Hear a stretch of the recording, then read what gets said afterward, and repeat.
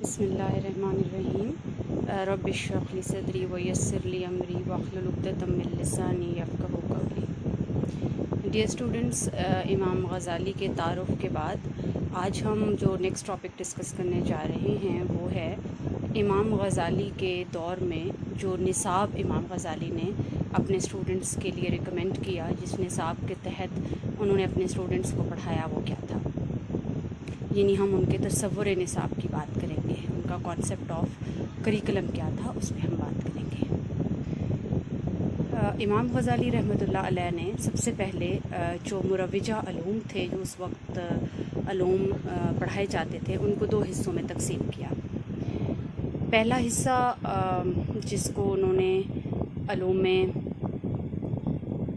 महमूद कहा, अलूम महमूद का नाम दिया, वो इल्म था जो कि इंसान को फ़ायदा देता है।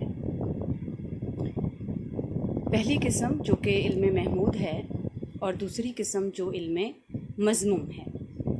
दो अक़साम बयान की हैं गज़ाली ने अलूम की, और फिर इन अलूम के अंदर उन्होंने डिफरेंट मज़ामीन की बात की है। तो सबसे पहली बात जो उन्होंने अलूम मज़मूम की बात की है वो अलूम हैं जो कि रिकमेंड किया आपने कि अगरचे वो अलूम तो हैं, लेकिन क्योंकि वो इंसानों के लिए नुकसानदेह हैं, इसलिए उनकी तालीम ना दी जाए, यानी उनको हम शामिल निसाब नहीं करते। और दूसरे वो उलूम जिनका ताल्लुक़ अलूम महमूद से है, ये वो अलूम हैं जो इंसान को फ़ायदा देते हैं, जिनसे इंसान को नफ़ा हासिल होता है, जो इंसान की बेहतरी, फ़लाह और तरक्की के लिए हैं। तो इन उलूम को वो शामिल निसाब करते थे। अगर हम अलूम महमूद की बात करें, जिनके ऊपर उन्होंने ज़ोर दिया कि ये स्टूडेंट्स के निसाब में शामिल किए जाएँ, तो उनके जो मज़ामीन थे, जो उनके लिए सिलेक्शन की, उन्होंने कैटेगराइजेशन की, जो उन्होंने दर्जाबंदी की मज़ामीन की, तो उसमें फिर से उन्होंने उसको दो कैटेगरीज़ में बांटा। उन दो कैटेगरीज़ में जो पहली कैटेगरी थी वो फ़र्ज़ ऐन है और दूसरी कैटेगरी फ़र्ज़ कफ़ाया है। फ़र्ज़ ऐन से मुराद वो मज़ामीन हैं जो कि फ़र्ज़ हैं, जो तमाम लोगों ने हासिल करने हैं, जो तमाम स्टूडेंट्स ने हासिल करने हैं, वो तमाम अलूम फ़र्ज़ ऐन हैं। फ़र्ज़ ऐन वो मज़ामीन जो कि तमाम स्टूडेंट्स ने जिनकी तालीम ज़रूर हासिल करनी है। आप यूँ समझ लीजिए कि जैसे आज के दौर में हम कंपल्सरी जो सब्जेक्ट्स हैं, जो तमाम स्टूडेंट्स को पढ़ाते हैं, वो इमाम गज़ाली के नज़दीक फ़र्ज़ ऐन है। और फ़र्ज़ ऐन में जो सब्जेक्ट्स आपने शामिल किए वो भी सारे के सारे दीनी अलूम थे, जो जिनका ताल्लुक़ कुरान और सुन्नत से था, जिनका ताल्लुक़ बेसिक जो अकायद हैं इंसान के, उनसे था।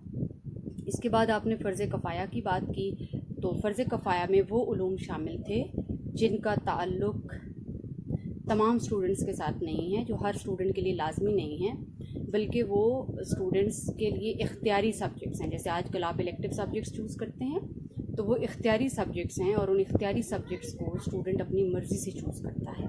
और ये वो सब्जेक्ट्स हैं जो बाद में जाकर किसी भी स्टूडेंट को कोई भी पेशा इख्तियार करने में मदद कर सकते हैं।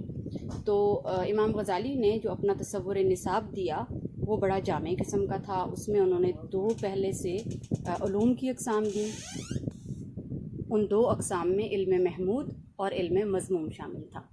इल्म महमूद वो इल्म जो इंसानों के लिए फ़ायदेमंद है, जिसे हम शामिल निसाब करते हैं, और इल्म मज़मूम वो इल्म जो कि इंसानों के लिए नुकसानदेह है। वो अगरचे अपनी जगह इल्म तो है, लेकिन हम उसको शामिल निसाब नहीं करते। इल्म महमूद जिसको हमने निसाब का हिस्सा बनाना है, उसकी मज़ीद दो कैटेगराइजेशंस की गई। जब वो मज़ामीन की शक्ल उन्होंने इख्तियार की, वो उलूम जिनको हर स्टूडेंट ने हासिल करना है फ़र्ज़ ऐन कहलाए, और वो उलूम जिनको आपने सिलेक्शन करनी है या आपका अपना इख्तियार है उनके ऊपर, आपके इलेक्टिव सब्जेक्ट्स हैं जो कि आपने अपनी पसंद के मुताबिक चूज़ करने हैं, वो उलूम कफ़ाया करार दिए गए। वो मज़ामीन जो हैं वो कफ़ाया करार दिए गए। सो इन दोनों उलूम के तहत अल-गज़ाली के दौर में तालीम दी गई, और वो स्टूडेंट्स जो इस निसाब के मुताबिक तैयार किए गए, वो यकीनी तौर पर वो स्टूडेंट्स थे जिन्होंने अपने दौर में बुनियादी इंसानी तमाम जो फ़राइज़ थे उनको भी पूरा किया,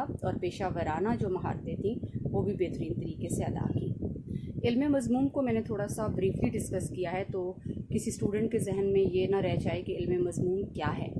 बेसिकली इल्म मज़मूम में शामिल, मिसाल के तौर पर गज़ाली ने जो इल्म मज़मूम में शामिल किए वो तिलिस्म का इल्म है, वो जादू टूना का इल्म है, वो सितारों का इल्म है, इल्म नजूम है। वो ये अलूम क्यों इल्म मज़मूम में शामिल करते हैं?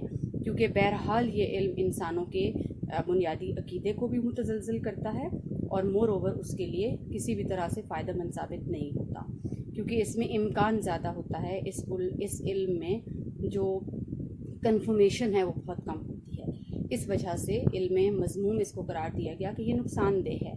अपनी जगह इल्म का दर्जा तो ये रखता है, लेकिन हम अपने बच्चों को ये इल्म नहीं देंगे ताकि वो इससे नुकसान ना उठाएं। तो ये इल्म मज़मूम है। जैसे जेब तराशी हो गई, जैसे ये वो स्किल्स हैं जो कि स्किल्स तो हैं नो डाउट, लेकिन ये वो स्किल्स हैं कि जो इंसान के लिए नुकसानदेह हैं। अगर हम इसको बड़े उफ़क़ पर ज़रा बड़े हॉरिज़न में देखें तो ये ह्यूमन रेस के लिए फ़ायदेमंद साबित नहीं होते। इसलिए इमाम गज़ाली ने इनको सिलेबस से, निसाब से दूर रखा और इनको किसी भी तौर अपने निसाब में शामिल करने की रिकमेंडेशन ना दी और ना ही खुद उन्हें शामिल निसाब किया। आई होप आपको इमाम गज़ाली का तस्वुर निसाब समझ आ गया होगा। इंशाल्लाह इमाम गज़ाली के तरीक़े तदरीस के साथ हम कल दोबारा